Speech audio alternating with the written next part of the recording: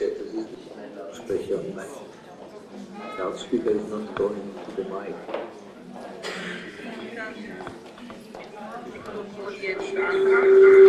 Die Koppelung, und das ist jetzt, ja, warum ist das so? Das weiß ich jetzt nicht. Die Rückkoppelung gibt es auch, wenn ich deaktiviert habe, mein Mikrofon. This is connected with the local situation.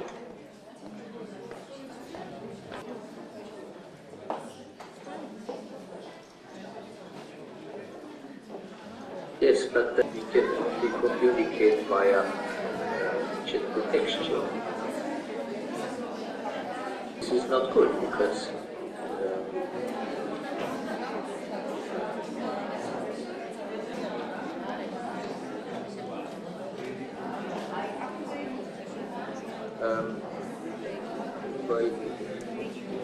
yes, your presentation is one thing. This means I can hear your presentation online. Otherwise, chat, that's some of the problem.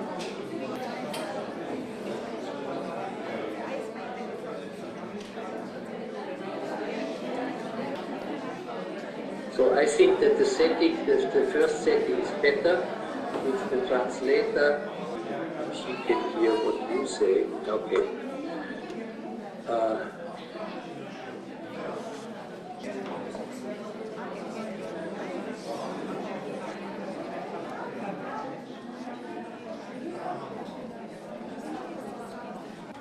Have already had 20 weeks of auditory deprivation to their brain before they start to learn to hear.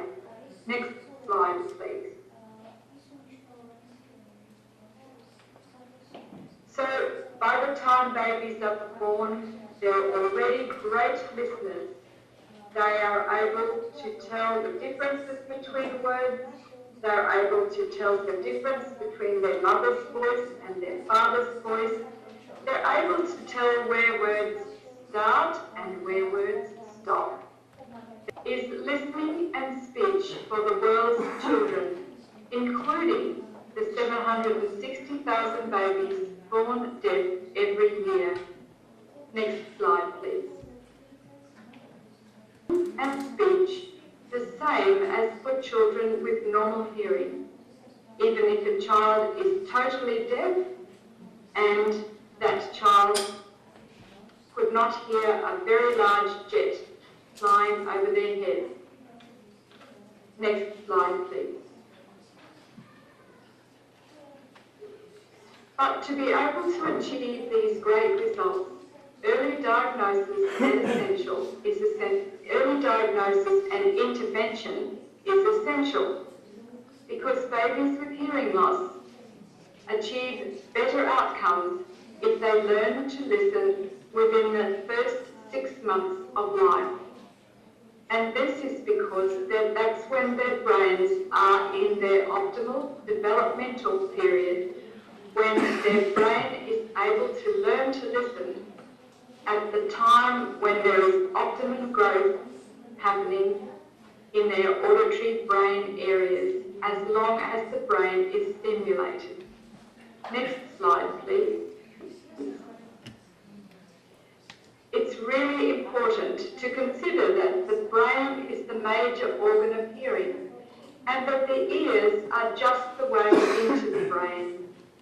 The brain is the most important part in the listening process, and the work we do in training children following the fitting of a hearing device is really brain training.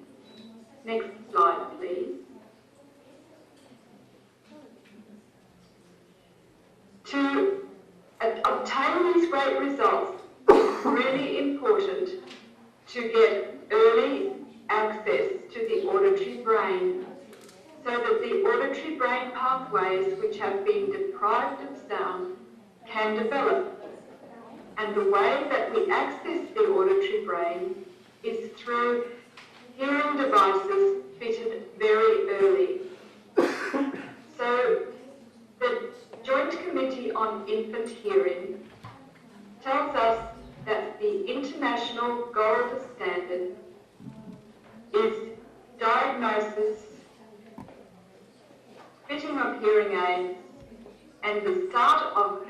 intervention well before 6 months. At Hear and Say, children are diagnosed all over this state through new hearing screening, which every baby born in the state of Queensland receives. And what means is to be diagnosed within their first week of life, usually. And we start with children very, very early, weeks. And we start with the children by training the parents right from diagnosis, depending on the parent, and guide and coach the parent to develop the child's brain as early as possible. Next slide, please. We know such a lot about what happens in utero when the baby is in the uterus from many, many different sorts of assessments. But we learn a lot once babies are born. One of the ways that we can decide how much they hear is that a dummy or a pacifier, which is connected to a computer, can measure whether the child can hear because the baby sucks faster on the bottle or the pacifier or the dummy.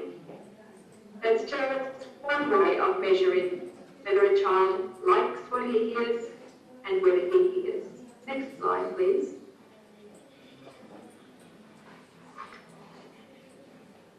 To develop their auditory brains, babies need abundant, meaningful sound experiences to consolidate the wiring and build more connections in the brain, because the aim is to turn their brain pathways from little rutted country lanes or country roads into 6-lane freeways, along which brain messages can pass very, very easily. And we need to have that automatic passing of neural messages, because we need for the child to be able to learn to instantly understand what they hear and to provide spoken language. Next slide, please. The brain develops very, very quickly, with children with hearing loss learning only if their auditory brain pathways are activated by wearing their hearing technology for 100% of their waking hours, and with the parents talking to them in play and while going throughout their daily life. And it's this talking to the child during daily life that will develop the auditory brain pathways. So the speech has to be done by someone who loves the child, who likes their parents, and it has to be done frequently, and it has to be done constantly. Next slide, please. Together, I believe we have the power to decimate the very significant effects of deafness, because I believe that listening and speaking are the birthright of every child. And I'm going to tell you some research in a moment about how Hear and Say, my clinic, has proved that deaf children can listen and can speak. Next slide, please.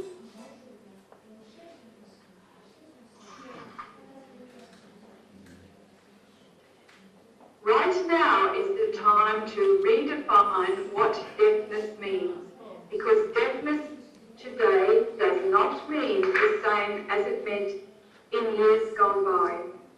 Because today we have the ability to connect and strengthen the neural pathways or the auditory nerve pathways by trained parents providing the frequency and the intensity of practice in listening and speaking. And it is the auditory verbal therapist's job to guide and coach the parents as to how they do this all day long. To achieve these world's best outcomes, we must combine newborn hearing screening or infant screening, the most optimal hearing technology, and a very early start. Next slide, please. Auditory environment gives access to the ear, through the ear, which we fix with a hearing device, and into the brain, which it goes straight to the auditory brain pathways, and the auditory brain can develop assessments which we can do on the brain.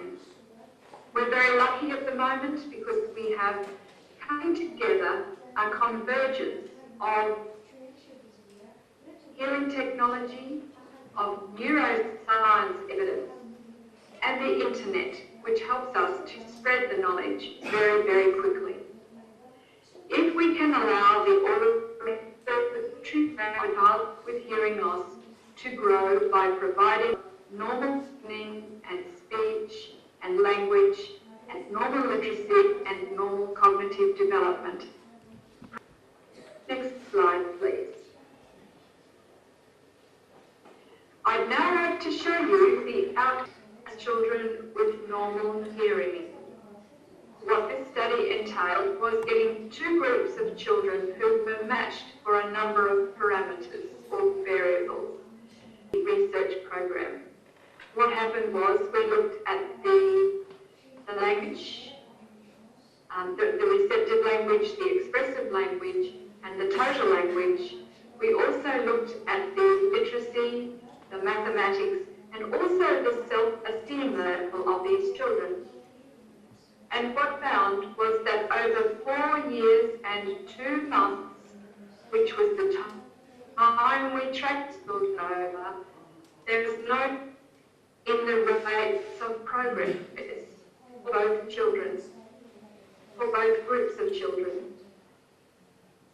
We looked at children at the start for receptive vocabulary and for language age, but both of the groups of children, the children and the children with normal hearing, progressed at the same rate.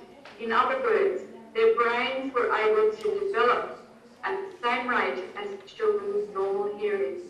There is no significant difference in their literacy results, but these are small numbers only and need to be followed up, and the same for mathematics. What is most interesting is that their self-esteem was the same in both groups. Hear and Say has now followed up with a big Australian-New Zealand study of some 400 odd children and looked at the social inclusion rates of this wide group of children. And what we have found is that the children with hearing loss, learning to listen and speak, are socially included as well as their hearing friends.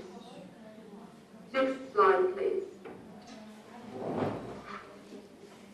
So with these outcomes in mind, we need to rethink what it means to be deaf in 2014, because clear and natural spoken language is the genuine reality for children born deaf in 2014.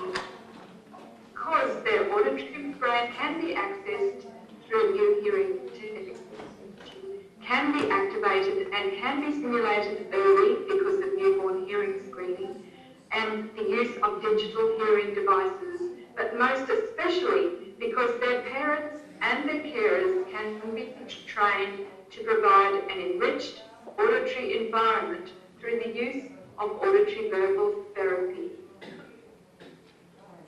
In simple terms, deaf children will no longer be disadvantaged to their hearing loss in their education and their social well-being, but rather they will be active participants in the hearing world. Next slide, please.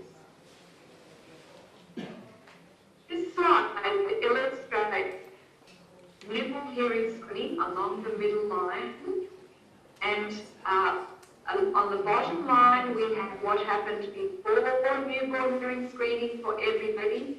We have no auditory brain activity until the child was diagnosed, usually about 2 years old or later. And the child's outcomes were very varied, with a speech and language delay being usual, all sorts of different speech and language and literacy outcomes. But after newborn hearing screening, along the top line, with early diagnosis before 1, with hearing aid fitting before 3 months of age, and with fitting of a cochlear implant if it was needed, and attending an early intervention program that provides auditory verbal therapy, we are able to train the children's brains so that they're able to use age-appropriate listening, speech and language. Our research is showing that for children who are diagnosed at birth, they are able to reach their age-appropriate level within 6 months to 1 year after fitting of hearing aids and starting their auditory verbal therapy program. And the majority of them, in fact, in the last 3 to 4 years, every single child has graduated to attend mainstream school. Next slide, please. So just to summarise what we're talking about, the way to achieve these great results is to have early intervention, which includes the most best hearing technology for that child, and either a cochlear implant or other implantable technologies like a vibrant sound bridge or a Baha, and digital hearing aids, plus and brain-based habilitation. And brain-based habilitation is called auditory verbal therapy because it involves the parents in every sense of the word. And the combination of all these factors allows the auditory brain to develop optimally. Next slide, please. So it's the ideal way to work with children who have received a cochlear implant because we're able to access the brain really easily, and we're able to, the child is able to hear the softest sound of speech at 6.5 metres. So they're able to sit in a regular classroom and with lots of help and support and with guidance and coaching for their parents, age-appropriate listening and speech and language and literacy are the potential. Next slide, please. So if we put all the different types of education approaches on a continuum with gestures as the outcome on the left-hand side of the continuum and listening and speaking on the right-hand side of the continuum, auditory verbal therapy is the approach which is closest to listening and speaking. And there are other different options as we move down towards sign language. The next one down from auditory verbal therapy is an auditory oral approach where lip reading can be used to aid listening. If we move down another one, simultaneous communication is where a parent would sign to a child and the child would use lip reading, and they would usually wear some sort of hearing aid. And at the gestures end, we have, in Australian language, we have Auslan, which is our national sign language for deaf people. But today, because of the new possibilities for children that the new hearing technology and the newborn hearing screening gives us, we are able to provide listening and speaking for the vast majority of children. So older methods like the verbotonal method or some of the signing methods are no longer appropriate for most of the children that we see. Next slide, please.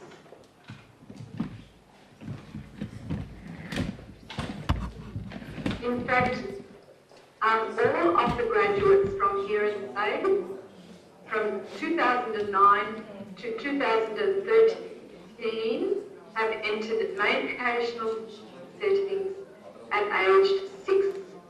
And they've stayed in their age-appropriate class, and most of these children are now attending at universities, or they're working in the workforce. Next slide, please. We have 6 regional centres around Queensland for hear and say. And next slide, please. Because we have such a very, very large slate, we use a lot of telepractice to reach children who can't attend those 6 centres. Next slide, please. We have over 350 ears which we're currently looking after, which have received a cochlear implant. And that number goes up and down according to who's in town and who's not in town. But most of them we have between 350 and 400 ears that we're looking at. Next slide, please.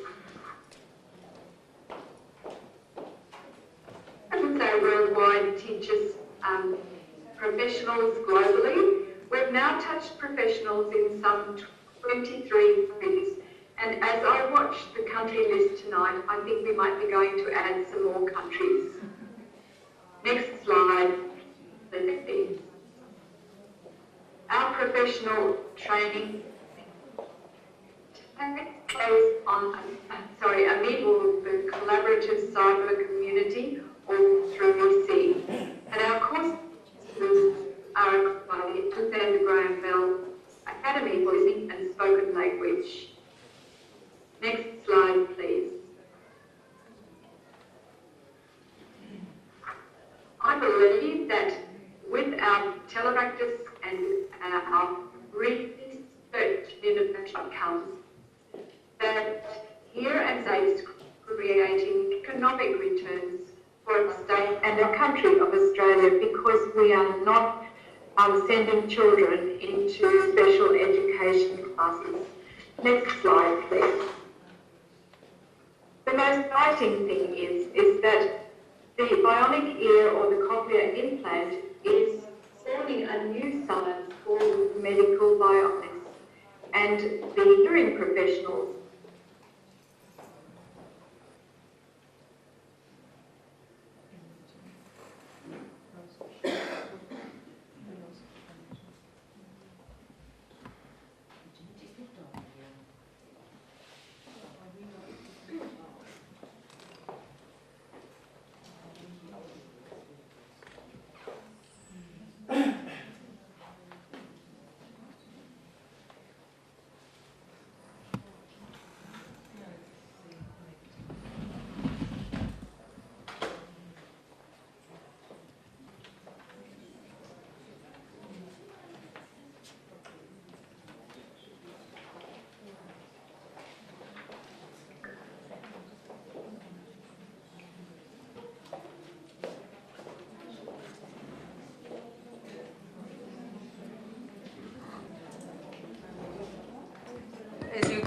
As you can see, unfortunately, we have a problem. Log in, please. But as a member, we have a problem with the internet, so we will see. We will give it another try, and if not, we will just finish now, because she was close to the end. So unfortunately, we could not hear it to the end. Maybe it's going now. Really, I'm keen to see this animation. Yes, you will learn more information. It doesn't matter if it doesn't work tonight. I would think just for interest.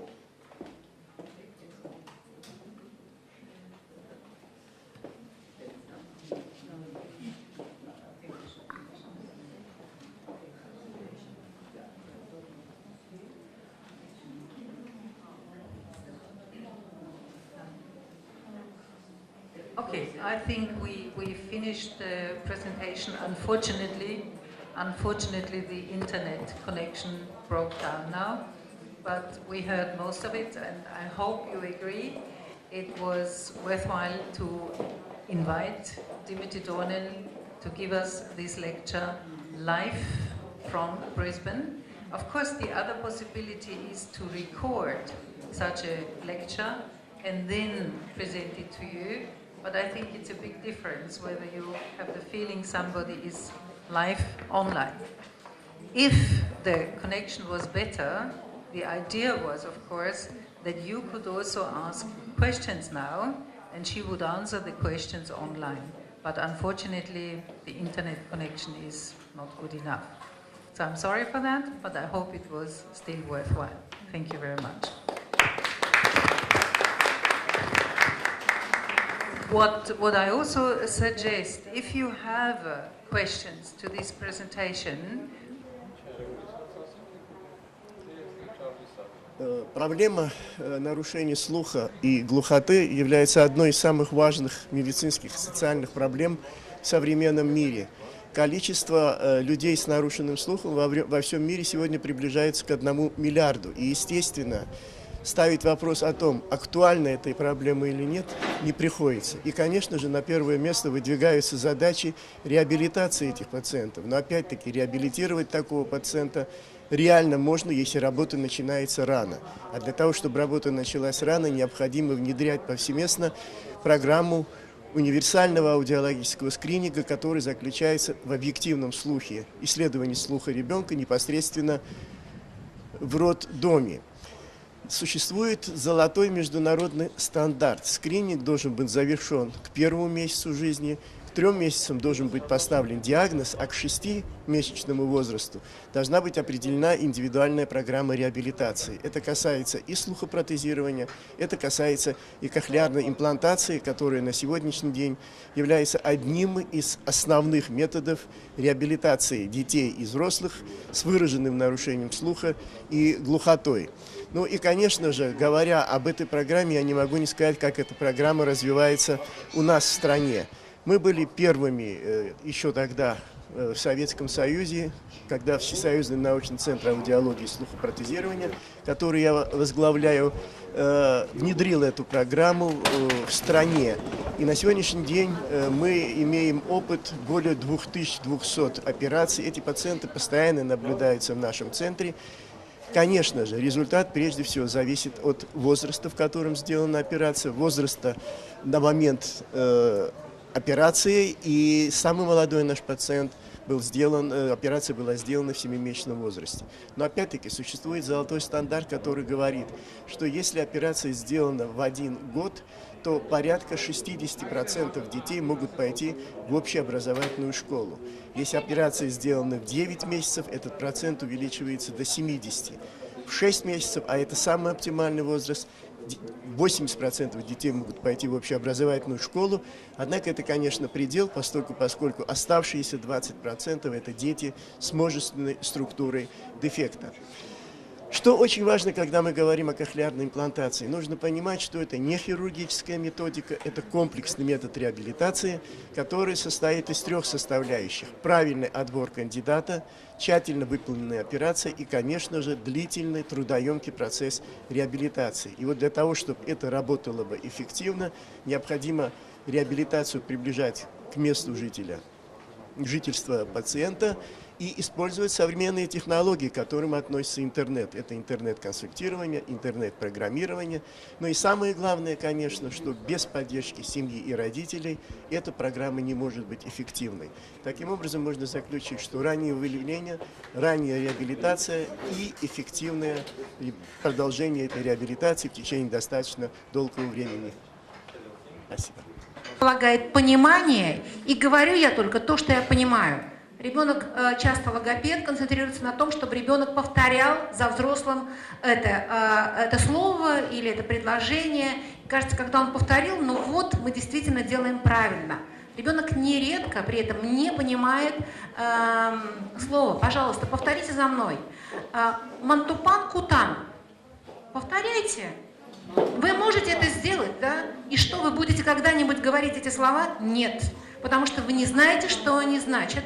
Для того, чтобы это сделать, вы должны, первое, хорошо слышать и анализировать звуки, и второе, вы должны понимать, что нужно сделать с органами артикуляциями, чтобы получились звуки такие же по звучанию. При этом вы можете повторить любое китайское слово, испанское и любое другое, но понимать, говорить вы будете только тогда на этом языке, когда вы знаете словарь и грамматику этого языка. Скажите, пожалуйста, сколько времени вам нужно научиться говорить по-испански, по-китайски? Всем понятно, да? При том, что вы можете повторить короткие слова, короткие предложения, если у вас память получше, и если вы еще имеете музыкальные способности, вы будете более длительное высказывание повторять. Поэтому я бы сказала, что здесь есть три аспекта. Развитие слухового восприятия – раз. Второе – развитие произношения, два, как базы, для того, чтобы ребенок пытался сказать то, что он слышит. И, конечно, язык. И это самый большой компонент. Словарь, грамматика, и это требует большего времени. Поэтому призыв ко всем людям, которые занимаются реабилитацией детей, всегда помнить, что вы занимаетесь тремя вещами. И слух просто самый легкий инструмент для того, чтобы запоминать слова. Пожалуйста, здесь сурдопедагоги есть, повторите за мной. И сурдопедагоги, не сурдопедагоги, классическая методика обучения глухих. Повторите за мной. Нет, вы даже не пытаетесь это делать. У меня плохая артикуляция, у меня отличная артикуляция. Еще раз. Вот люди, кто-то пытается, и эти прорвутся. Но это безумно трудно. А теперь вы ничего не видите, а просто пытаетесь. Попытайтесь. Попытайтесь. Вот молодцы, кто прорвется, да? Потому что первое, что вы пытаетесь подражать макродвижению, то, что вы видите. Второе, тот, кто понял, что нужно попытаться, что было легче, вот это повторить или вот этот контур звука. Контур звука, да? Поэтому нам так важен слух, потому он для нас первый. Thank you very much. Okay. Yes, we are ready because unfortunately we had to change again because of the equipment. I would like to share with you something very different today. And maybe we can activate this microphone instead. Let's see. Is this working? Yes, it is. Okay. I would like to share with you today a little bit about the history of cochlear implants. And I called the presentation, as you can see here, 30 years of steady progress.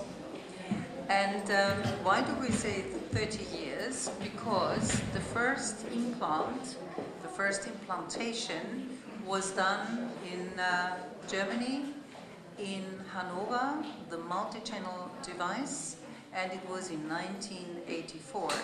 So what did we see during this time? 30 years is basically a very short time in relation to mankind.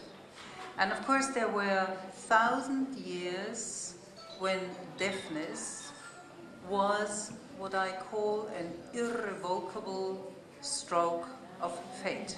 There was nothing you could do about it. And many deaf people were considered to be mentally impaired.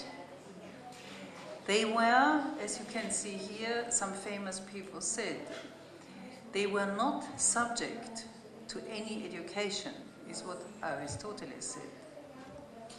They said, ex auditu fidem, they cannot believe because they have no hearing, is what Paulus said. Hearing impairment is a deficiency which impedes belief, is also what St. Augustine said. And Leonardo da Vinci said, deaf people as an object for visual perception. Deaf people could indeed hardly be helped.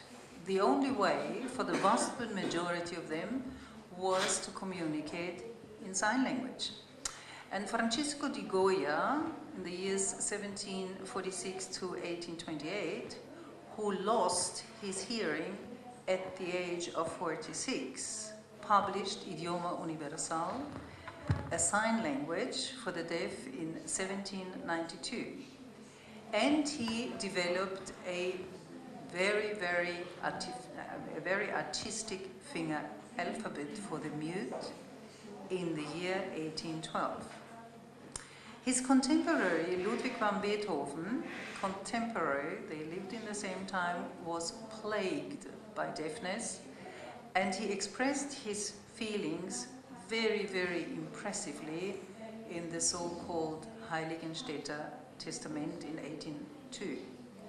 And what he said was, for me, there can be no relaxation in human society. No refined conversations, no mutual confidence. I must live quite alone and may creep into society only as often as sheer necessity demands.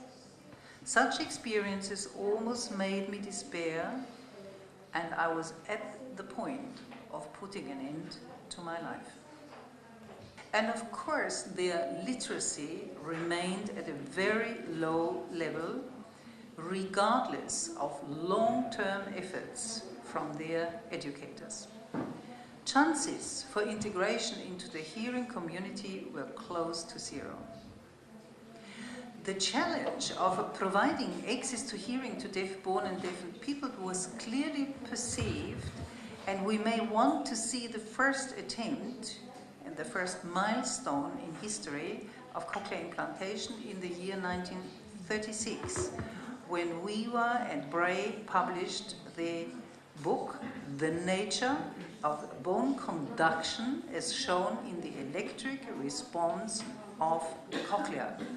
What that means is that they understood already that intact hair cells transform acoustic information, acoustic signals, into electrical stimulation.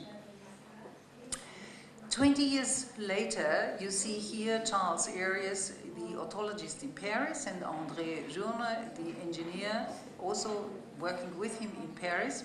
And they made their first attempt, and one can call it, it was the first clinical experience or experiment. And they implanted a patient with an electrode, and the patient described the sensation as something like hissing, boiling water. 6 years later, and unfortunately very few people know that, the German otologist in Freiburg, Fritz Zöllner, and the physiologist Keidel in Erlangen described what a cochlear implant should be. Unfortunately, it's not very well known, but because, unfortunately, the majority of people nowadays read English only, and the German literature is not very well known. But when you have a look into this book and the drawing of Zöllner and Keidel, the book is still at the library in Freiburg, you would be very, very surprised, because they predicted exactly what a multi-channel device looks like. They said where it should be placed. They said which kind of material it should be, and this is all implemented in nowadays cochlear implants. They were not able to produce it at that time, but they knew what it should be. Another very famous name, of course, is William House, and he started already in the early 60s in the US to implant children. However, it was a single-channel device, and it is clear, of course, now that the results with a single-channel device can never be as good as the results with a multi-channel device. We don't have any single-channel devices nowadays anymore, but William House was a pioneer. He was a very brave man, because he had lots of criticism from all kinds of professionals, and of course also from the deaf community. And this critical situation, a lot of criticism from various professionals, including neurophysiologists and otologists, was still the same situation when Ernst Lehnhardt started to implant adults in the year 1984. And as I mentioned already when I introduced myself to you, he had the vision that rehabilitation is extremely important. Without rehabilitation, and this is a multidisciplinary thing, this is a multidisciplinary project or task, the cochlear implant is not really useful.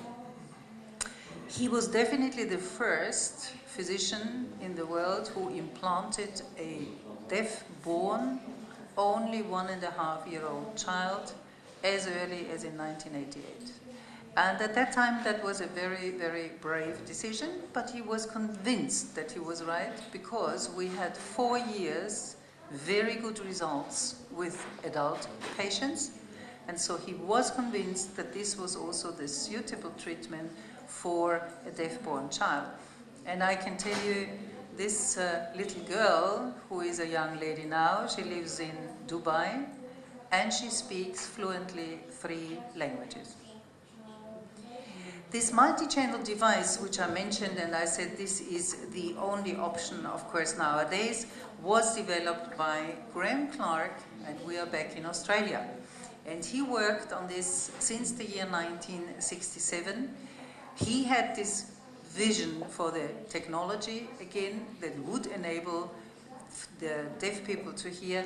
And he had a very, very personal motivation because his father, who had a pharmacy, he lost his hearing gradually, and of course the son could observe the difficulties his father had in communication with the clients. And so he said, in spite of the problems and criticisms, I just had to go on. A cochlear implant was their only hope to ever hear.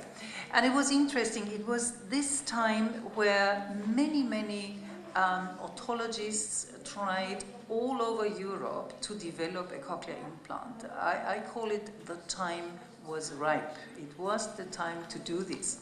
And so, of course, we can think about Chouard in Paris, we can think about Burian in Vienna, Marquet in Belgium, and another one was in Germany, Banfai. And they all tried it, but only very few, as we all know, remained. Now, what were the most significant changes since these early days? And I think indication is really the most spectacular. At the beginning of the 80s, candidates had to be totally deaf and bilaterally. So when we say totally deaf, we meant something like 110 dB. According to the FDA, the American Food and Drug Administration, the ones that register the products, they put a certain age limit to children. And they started with 4, and then it came down to 2, and finally 12 months. The US still believes 12 months is, so to say, the limit, but this is not practice in Europe anymore, because we have many children who are implanted before they finish their first year. Many otologists and also other experts thought that if a child has an additional handicap, this is a contraindication. This is not the case anymore. At that time, many people thought the family should speak the language of the country where they are living. This is not the case anymore. We have lots of children, for example, in Germany, who come from Turkey and from many other countries who immigrate. Today, age does not really matter, as I said. And why does it not really matter? Because we do have neonatal hearing screening, and this is on a routine basis. It is not only for the babies who are born in the NICUs, which means who have serious deficits.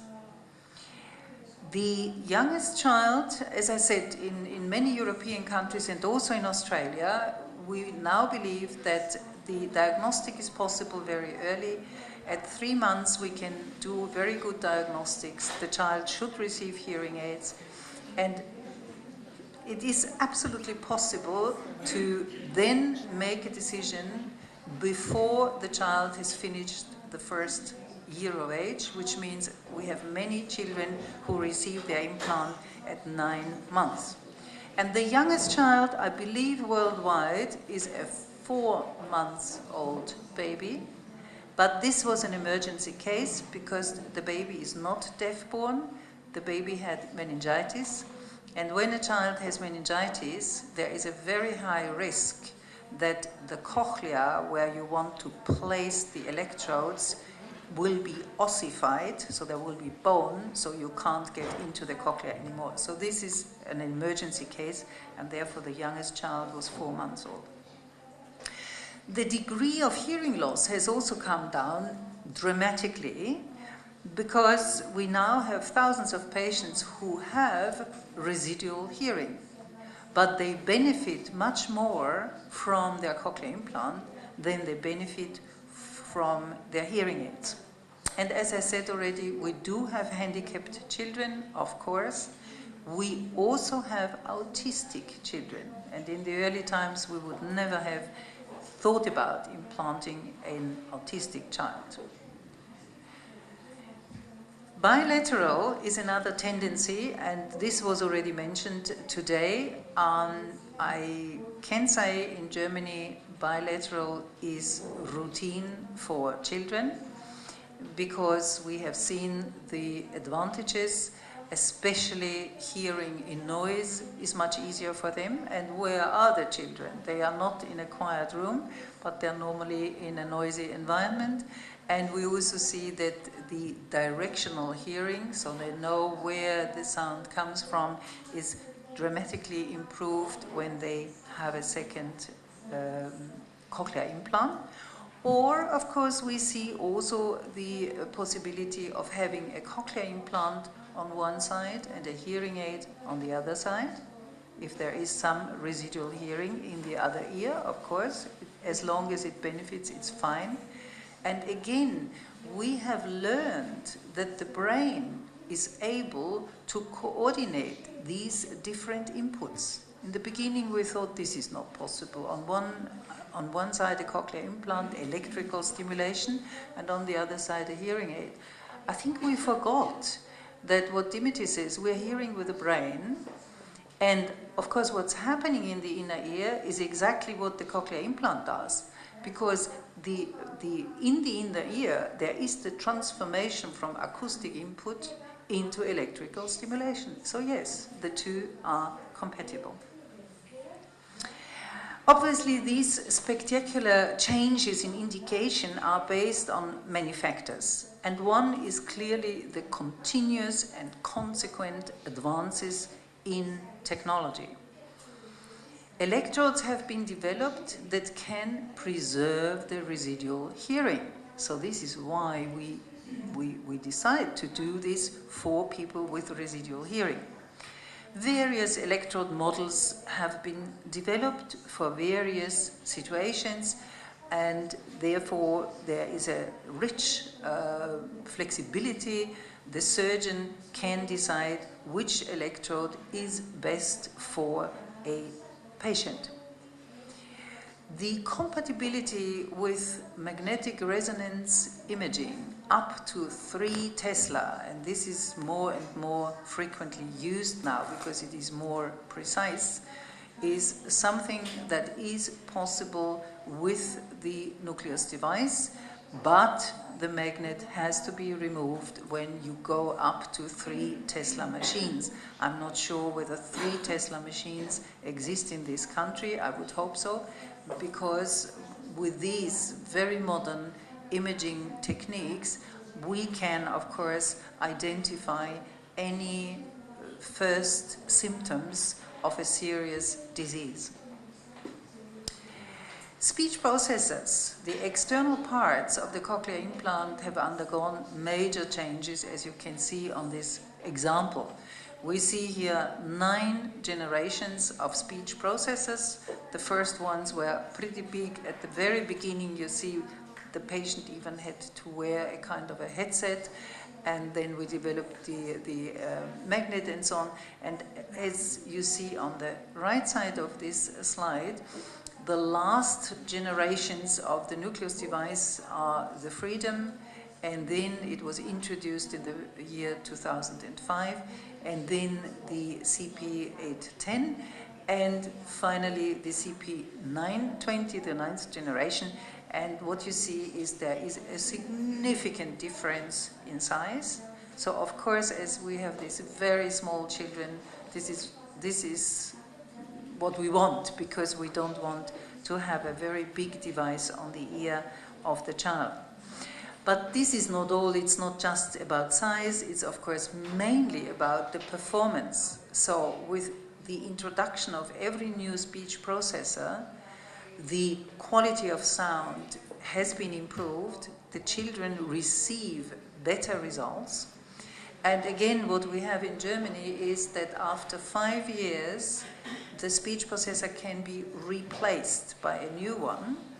But as this is paid by the Krankenkasse, the sickness insurance, of course they want to know whether it also delivers better results.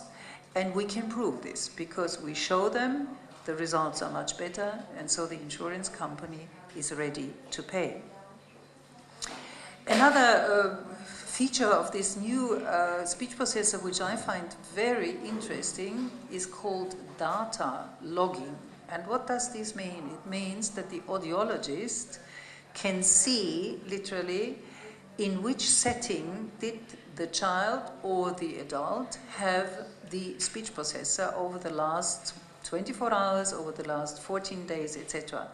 And this, of course, helps to find out in which environment is the patient normally, and therefore the audiologist can give the best suitable program to the patient.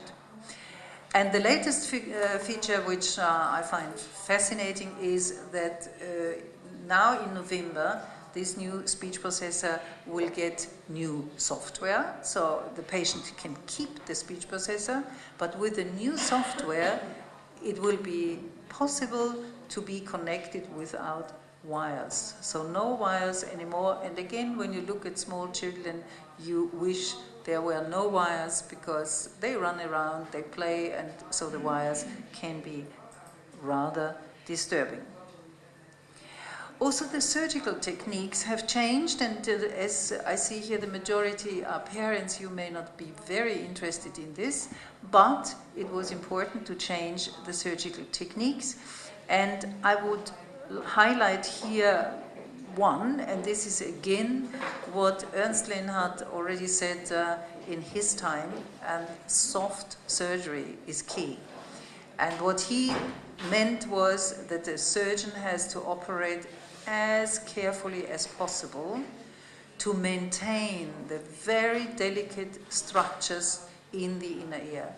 And this is nowadays even more important as we have patients with residual hearing, and we do not want to destroy this residual hearing. Whether we will see what David Proops said in Susdal in December 2011, namely that in the future possibly robots will do the job much faster and more reliable, some may think this is a nightmare. I think it will be reality. So here the soft surgery, just an example. And another important thing, again mentioned already by Dimity Dornan today, is of course the huge changes we see because we have the accessibility to the internet. And everybody basically is able to access enormous amount of information, and therefore this also has an influence on the cochlear implant program. What I mean is here the telepractice, and I think the future has begun, and there is a whole range of possibilities how to use the internet to improve the cochlear implant project. One possibility is registration online. You may know all the implants have to be registered, so the manufacturers know exactly which implant is in which patient. So if anything happens, we can trace this. And for the moment still, you have to fill in forms in the clinic, etc., and everything is time consuming and mistakes can be made. And you have to mail it, and I don't know what. Here, online registration will be possible. And what we do have in some countries is very, very useful. This is central statistics. So for example, in Switzerland, in Belgium, other countries I mentioned here, we can know exactly how many implantations, how many bilateral, in which clinics, which devices, etc. So I think that's a very useful thing. The other thing is, of course, the tele-fitting, and I think it was mentioned by Dr. Vigen Bakshinyan earlier. What it really means is, and this could be very useful for your country here in Georgia, you have an experienced expert sitting somewhere in the world, and this experienced expert helps the less experienced to do the fitting of the patient. And there is one example which I just picked, and this is Poland, where this works already very, very nicely. There is the experienced audiologist sitting in Warsaw, and they have a whole range of, so to say, regional offices where the patients can come and can get the fitting. Also, I can see failure reporting online in the future. So if there is something wrong with the speech processor, rather than be in panic and how do I reach the expert, there will be a possibility to report the failures. And you know this maybe from your laptop, you can have somebody then to online make the repair, or at least help you to do it. When I said telepractice has begun, one of the leading people in this field is Todd Houston in the United States.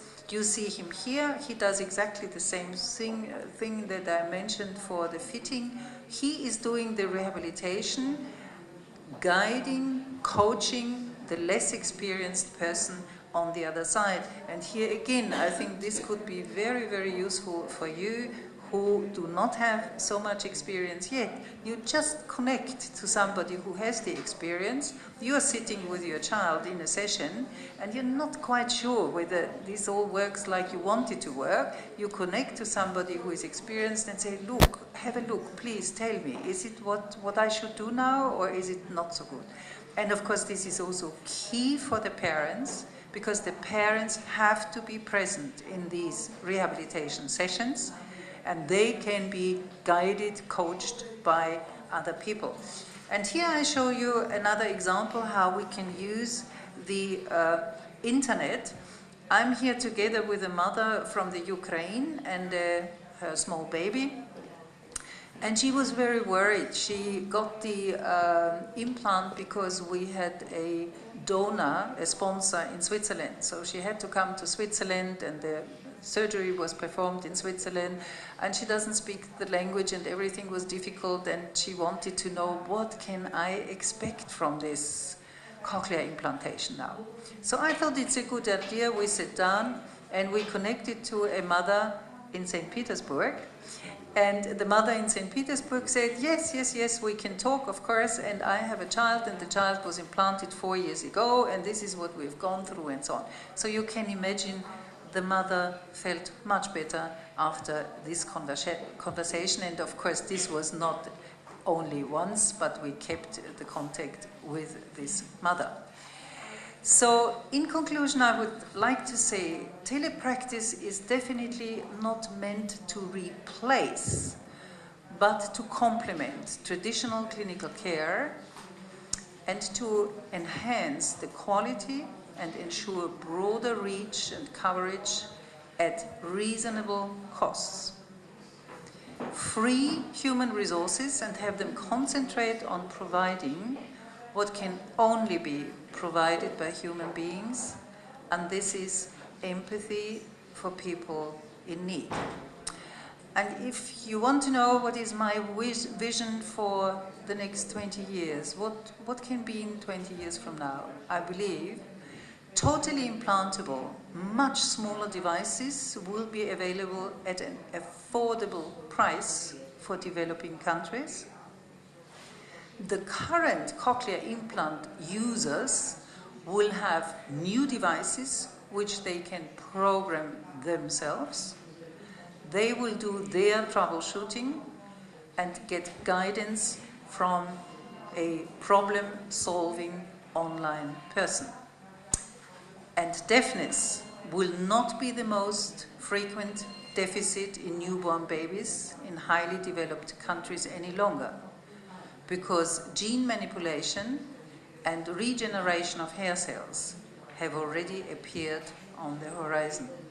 And with this, I would like to thank you for your attention.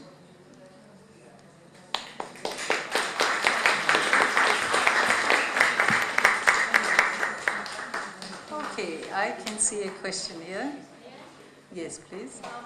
Thank you first of all for your presentation. My name is Anna. Can we have a microphone?